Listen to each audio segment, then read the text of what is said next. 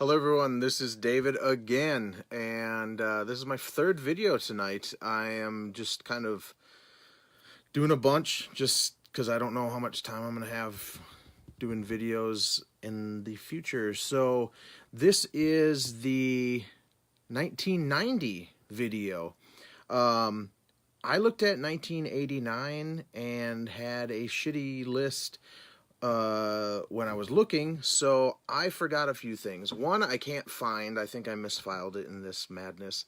That was Metal Church Blessing in Disguise. That would have totally been in my top 10. And I'm kind of changing the rules. I'm just showing you, like, my favorite from the year. I have 15 for 1990. But here are some things that I missed in for 1989, Watchtower, Control and Resistance, Toxic, Think This, Mordred, Fool's Game, Hellstar Nosferatu would have been in my top 10. So would Awful Truth, and Lizzie Borden, Master of Disguise. These three probably would have been in my top 10. I have no idea who I would have edged out for that.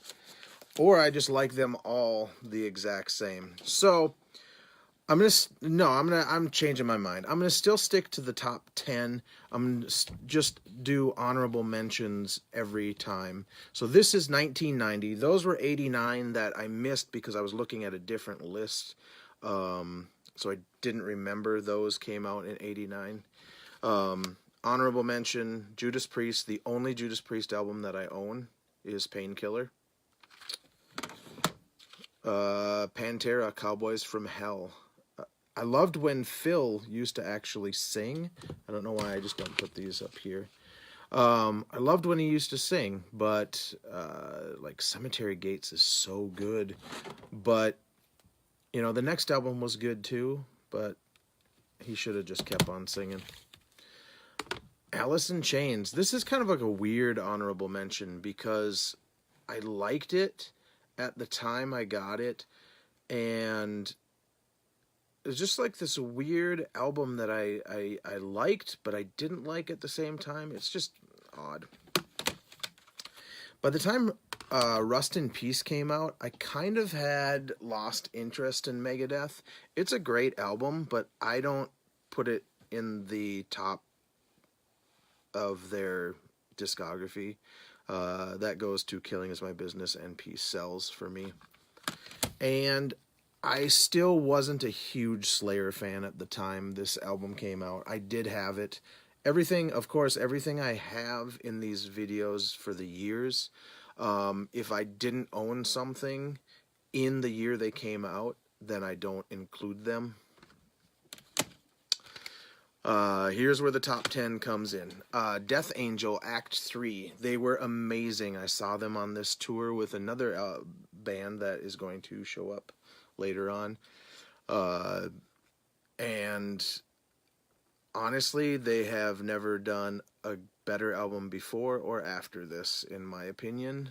I do like some of the newer stuff, but it's just kind of heavy and the same kind of thing. I saw Anthrax on the Persistence of Time tour, and they were awesome. Unfortunately, I saw them at the Target Center in Minneapolis, and that place doesn't have the greatest sound, but they still sounded pretty good. I love some of the lyrics on here, like Keep It in the Family. And what is it? Time.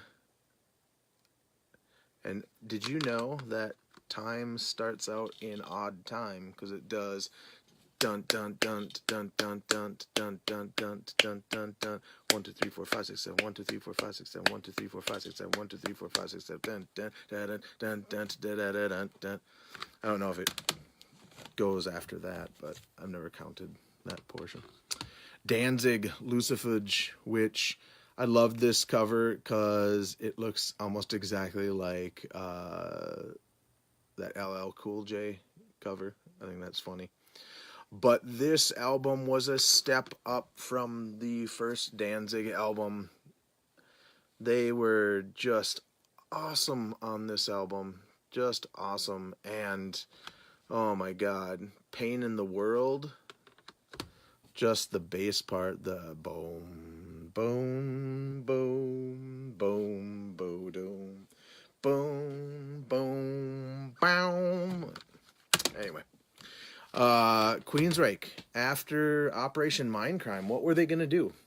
They put out Empire, which is arguably I like this better than Empire or Operation Mindcrime. Oh, some people don't think this is as good an album as it is, but it is probably the favorite Flotsam and Jetsam album. So good. I tried to see them on this tour, but they canceled. So I've never seen them. In 89, or no, 90, I was in my first band. We got together the week of Thanksgiving. We were called Second Thought, and those guys were really influenced by the Replacements and Soul Asylum and the Goo Goo Dolls and all. And this album is fantastic. This is before they got really big. It was on Metal Blade Records. And Just the Way You Are is fantastic.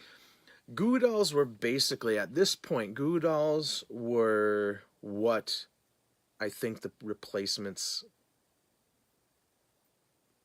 should have been like. I like the Replacements, but I've borrowed the whole discography and I made like a mixed CD of Replacement stuff. And I had to repeat different versions of Alex Chilton just to kind of fill it up. Yeah, but I loved this album. Soul Asylum and the Horse You Rode In On. No, and the Horse They Rode In On. This is such a great album. So much better than Grave Dancers Union. This just makes me think of my senior year in high school, and just amazing. Just amazing. I loved it. Phish had left Marillion and in 1990 put out Vigil in a Wilderness of Mirrors. I originally only had this on a picture disc and I taped it onto a cassette. And this album is so good. So good. Now we are down to the last two. Forbidden, Twisted into Form. What a step up from Forbidden Evil, in my opinion. Infinite, Out of Body, Out of Mind, Tossed Away. Oh my gosh, this album is so good. I saw them opening up for Death Angel on the Act 3 tour. It was so good. Paul Bostaph was so good. And what is my number one album of 1990? King's X, Faith, Hope, and Love. I was waiting for this album to come out. It was the first thing, well, I technically waited for Fate's Warning, Perfect Symmetry, but this is the one thing that I remember well in advance waiting for it to come out, like counting the days for it to come out. So, yeah, that's it, everyone. I think that might be my last video for tonight. I did 88, 89, and 90. So, I should have 3 videos up. So go back and watch them if you haven't seen them.